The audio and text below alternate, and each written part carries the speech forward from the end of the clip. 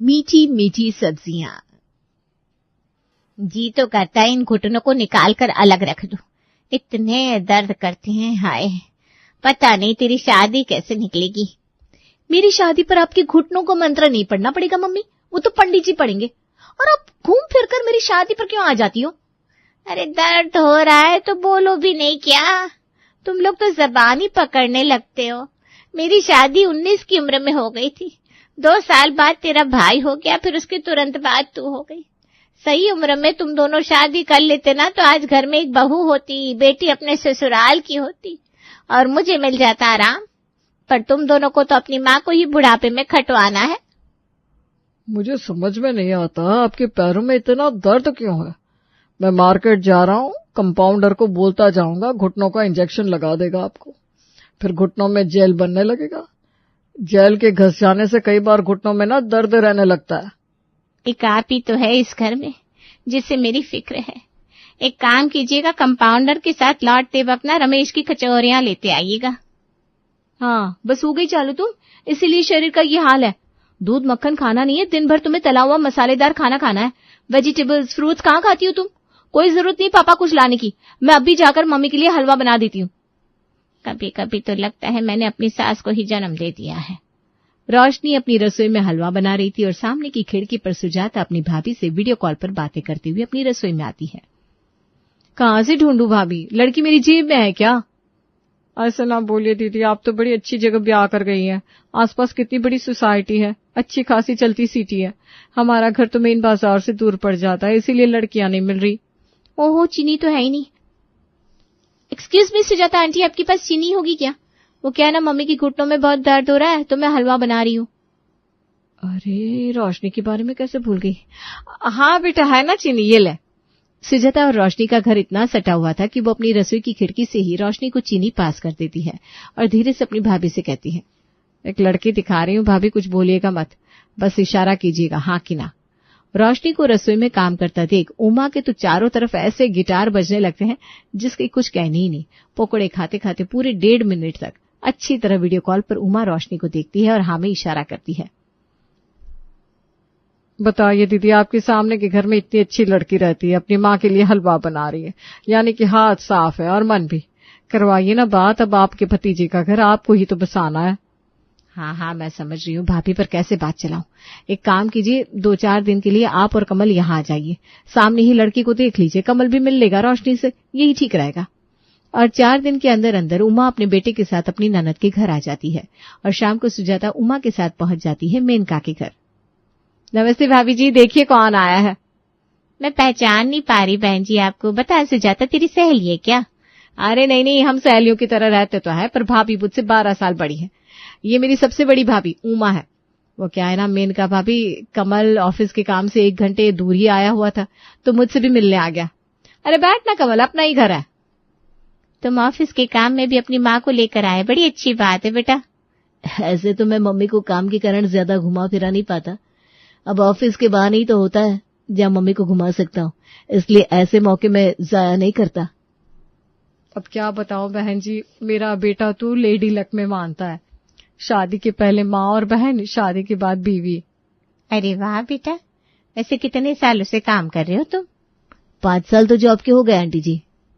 20 लाख रुपए सालाना कमाता है बहन जी, वो भी हर साल बढ़ते रहते हैं। बस एक अच्छी लड़की मिल जाए और एक अच्छा लड़का भी। मेरा तो सोचना है कि जिस घर में एक लड़का और एक लड़की हो उसी घर से रिश्ता जोड़ूं, ताकि एक हाथ बेटी दी दूसरे हाथ बहू ले ली। ये तो बड़ा अच्छा मौका है, एक साथ में मैं अपने बेटे और बेटी दोनों की शादी कर सकती हूँ। रोशनी बेटा, वरुण बेटा, जरा बाहर तो आओ, देखो कौन आया है। अरे कमल, तू अपनी पढ़ाई और जॉब के बारे में रोशनी को क्यों नहीं बताता? ये भी तो नौकरी की तलाश में है, मदद हो जाएगी इसकी भी। जाओ, दोनों अलग बैठकर बातें कर लो।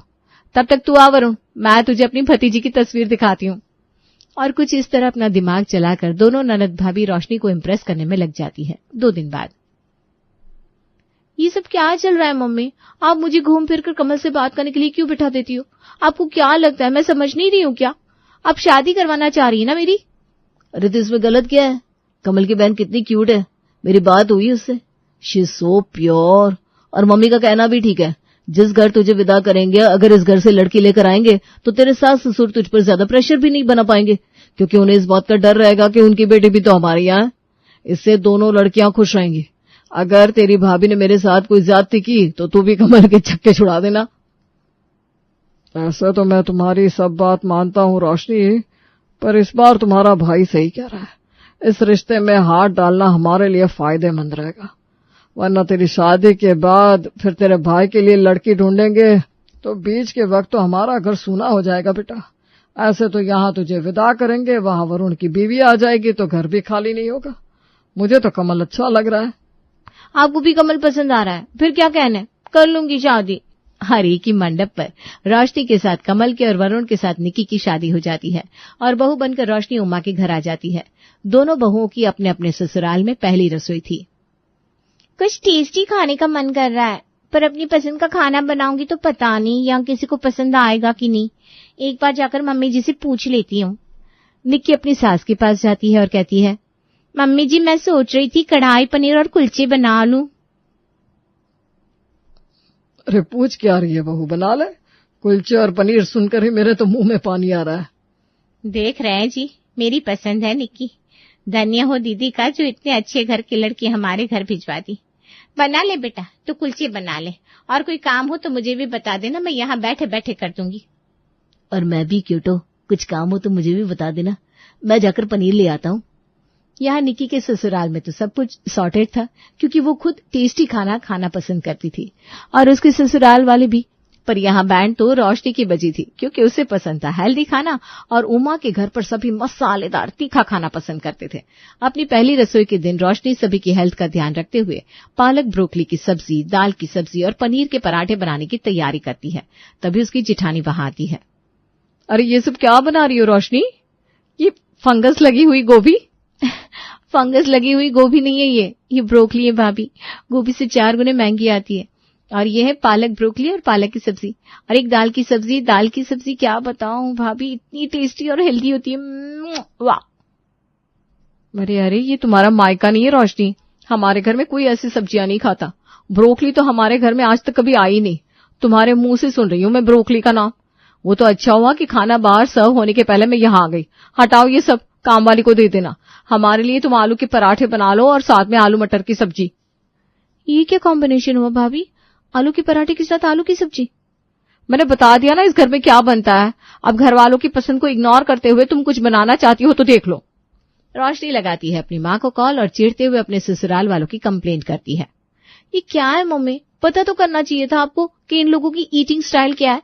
यहाँ पर सभी चिकने तेल का तला हुआ खाना चाहते हैं और सब्जी में सिर्फ एक आलू। अब तो क्या हो गया, तेरे मायके में हम कौन सा दिन भर साग सब्जी खाते थे बेटा। मुझे तो खुद वही तेल मसाले में स्वाद आता है। एक ही तो जीवन है, कम से कम टेस्टी खाऊं तो। मैं तो अपनी बहू से बहुत खुश हूं भाई। बहुओं को वही करना चाहिए जो उसके सास चाहे।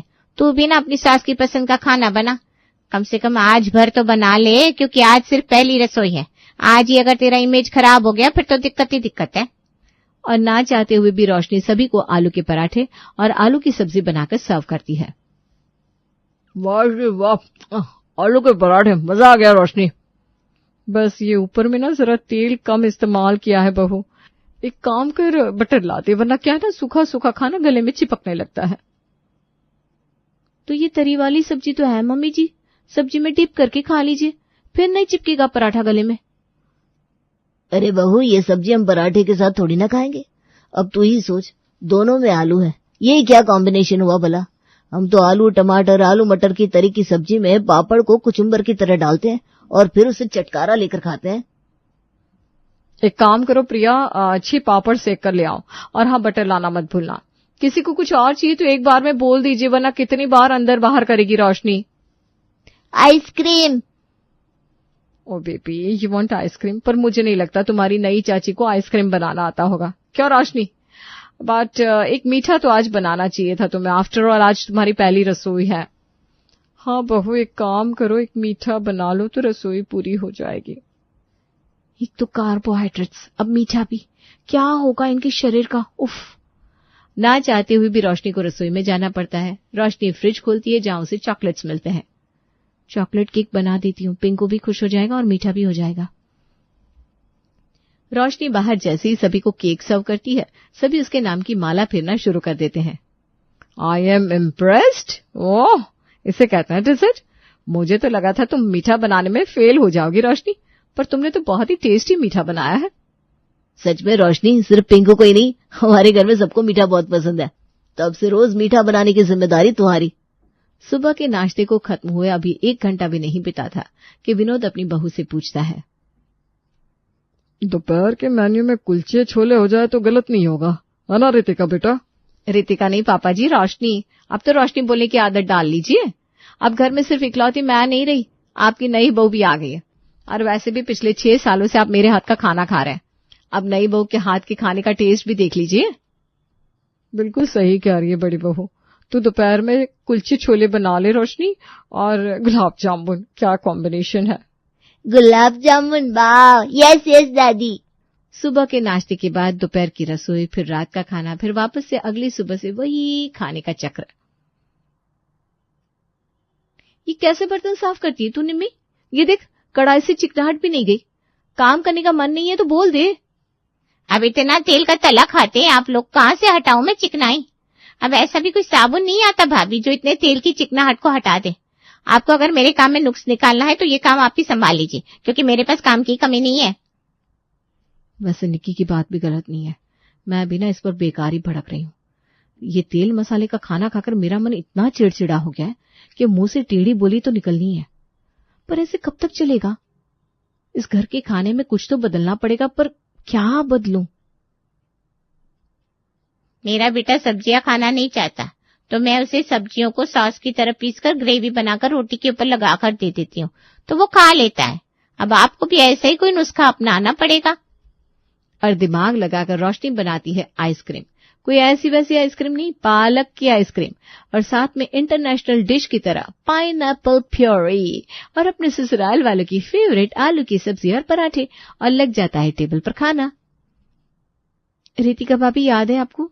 आपने मुझे बताया था कि एक बार आप स्विट्जरलैंड गई थी, और आपकी तो इंग्लिश सुनकर लगता ही है कि आप फॉरेन बहुत बार गई होंगी। वही बनती है ना आलू की प्योरे? सो आज मैंने वही ट्राई कर लिया, मीठे में आइसक्रीम और आलू के पराठे और आलू की सब्जी। हाँ, प्योरे, आई नो। प्योरे तो पपीता का था, पर उसमें मसाले ऐसे थे कि टेस्ट से पता ही नहीं चले, और सच में किसी को पता ही नहीं चलता। और पहली बार अब बोलो जो आलू के सिवा कुछ नहीं खाते थे, आज पालक की आइसक्रीम और पपीता खा रहे थे। अरे वाह, ये आइडिया तो काम कर गया।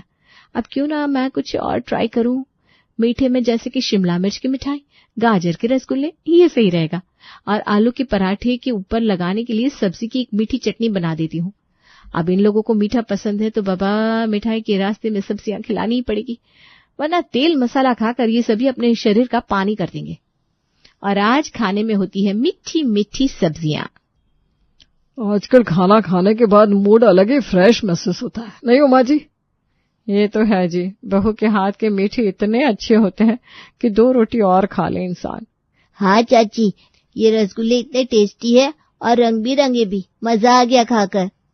जैसे जैसे सभी की जुबान पर सब्जियों का स्वाद चढ़ता जा रहा था, रोशनी और ट्रायल लेती जा रही थी, और आज वो बनाती है सब्जियों का केक, सब्जियों की मीठी रोटी जिसमें आलू भी था, और आलू बीटरूट का हलवा भी। अब मुझे तेल भी बदलना होगा, एक बार में ही सब कुछ कर देती तो सभी को शक हो जाता। अब रिफाइन की जगह ऑलिव ऑयल यूज करूंगी। बाकी सब्जियों की ताकत इन लोगों को मिठाइयों से मिल रही है। इसी तरह दिन बीत रहे थे, और अब रोशनी के फ्रिज में पालक, शिमला मिर्च, करेले, लाल मिर्च, हर चीज की आइसक्रीम मौजूद थी। आज सुबह जब रोशनी नींद से जागती है तो उसे जरा सी कमजोरी महसूस होती है। तुम्हें तो बुखार है रोशनी? अरे कोई बात नहीं है कमल, कभी कभी टेम्परेचर फ्लक्चुएट हो जाता है। मैं दवा ले लेती हूँ, फिर नाश्ता बना लूंगी। ज्योति को भी तो ऑफिस निकलना है और तुम्हें भी तो काम है। कोई जरूरत नहीं है, कितने दिनों से तुम बना रही हो खाना, आज रहने दो, आज भाभी बना लेगी। और आज खाना बनाती है रितिका, और सभी को बाहर टेबल पर सर्व करती है। ये कैसा मीठा है मम्मा, बहुत ही खराब लग रहा है, पेट में ना थोड़ा थोड़ा दर्द हो रहा है। हाँ बहू, ये क्या बना दिया, खाना गले से नीचे नहीं उतर रहा, मुंह फिर रहा है ना पापा? कितना अजीब सा स्वाद लग रहा है खाने का, लगता है खाना बनाना ही भूल गई अब भाभी। किसी को खाना पसंद नहीं आ रहा था, क्योंकि खाना बना हुआ था रिफाइन में और सभी की रिफाइन खाने की आदत छूट गई थी। तब आती है रोशनी बाहर। देखा आप सबने कैसे आप सबका फेवरेट तेल में तला हुआ खाना आज आपके ही गले नहीं उतरा, क्योंकि वो हेल्दी नहीं है। बॉडी जानती है क्या सही है क्या गलत, बस उसे एक ब्रेक की जरूरत होती है, जो ब्रेक मेरे हेल्दी खाने ने आपको दे दिया। मैंने चुपके से आप सबको मिठाई के जरिए सब्जियां खिलानी शुरू की, आपके ऑयल को बदल दिया। अब आप खुद देखिए। बहू, पर यह तो धोखा है। नहीं पापा जी, ये धोखा नहीं है, ये चिंता है जो आपकी बहू को आपकी थी। आपको शुक्रगुजार होना चाहिए रोशनी का। इस दिन के बाद रोशनी के घर वालों को एहसास हो जाता है कि रोशनी क्या कर रही थी और धीरे धीरे वो खुद सब्जियां खाना शुरू कर देते हैं।